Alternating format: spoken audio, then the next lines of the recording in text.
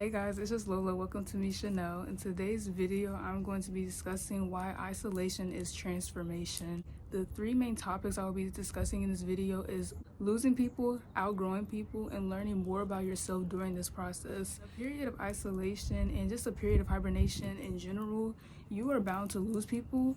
And I've noticed that because I remember when I prayed to the universe, when I prayed to God, when I prayed to the source, whatever you guys want to call it, and I was like, hey, please remove people out of my life that no longer serve me. Tell me why I lost like 6 of my close friends. In the process of losing people, some people were physically removed and some people just got diminished on a level of friendship. Instead of being my best friend, you're now an associate because you come around when you want to, and I've noticed that in my period of isolation. Don't be afraid to lose people. It may seem scary because you are in a period of which you are alone and you might even feel lonely at times, but losing people is a part of the process of becoming the best version of yourself. You are already the best version of yourself. The universe removing people, God removing people out of your life, is just bound to happen, and it's okay. I want to also move on to outgrowing people. In this process of isolation, when you are by yourself, your mindset will change if you start practicing different things.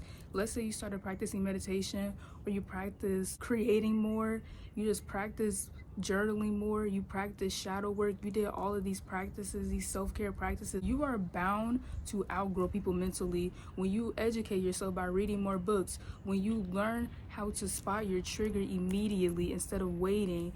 When you just learn more about yourself during this process, you are bound to outgrow people mentally, because not all people are on the same vibration, frequency, or even on the same thought process as you. You might not let things slide.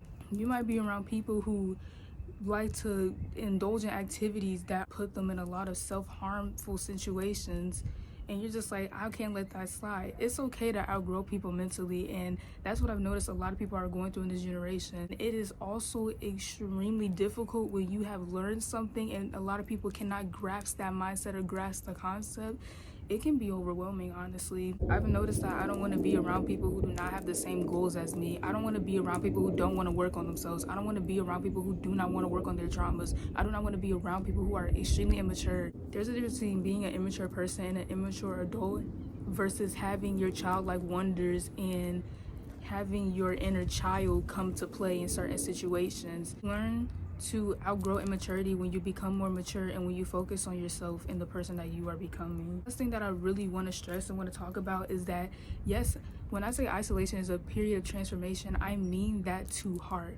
Isolation is a period of transformation because you are learning to love yourself and learning more about yourself. When you learn your bad habits and you change your habits, when you learn to love yourself and see everybody as a reflection of you, when you learn that people are just projecting their own thoughts, their insecurities, their beliefs, their limitations, all of that, you understand, like, it's like everything that bothers you is just poof away. The way that you look at life says a lot about you. If you're pessimistic about life versus somebody who's optimistic, who do you think is going to gain more love, perspective, and just, like I said, love from a situation? Obviously an optimistic person, and you're going to have your days. You are still a soul in a human body. You're still going to feel your emotions. Yes, you can observe your triggers, but feel your emotions and everything. When you are on this journey, you're going to learn so much about yourself, and it's going to be so beautiful because you will see how much you have grown. For example, you might have started working out, you might have started eating more whole foods and organic foods and less meat or whatever works out for you.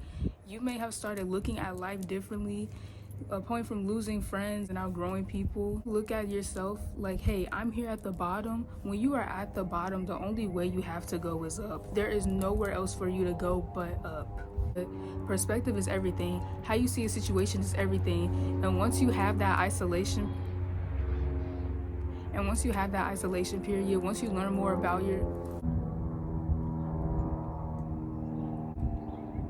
once you have your isolation period, and once you learn more about yourself, once you learn to take on challenges and try new things, and once you understand that being a beginner is okay and that you are here for the journey, once you gain that self-love and compassion because you see people for what they project to you as and not who you are deep down, once you stop taking things personally, once you just let go of trying to be everything that you're not, once you let go of insecurities, because your insecurities are not yours, once you just let go and just be, good things happen. Learn to just love for what it is and just be. That's all I can say, is just be. Thanks for tuning in. I love who supported me, whoever watched this, and I'm extremely grateful for all the love that is surrounding me. Thank you.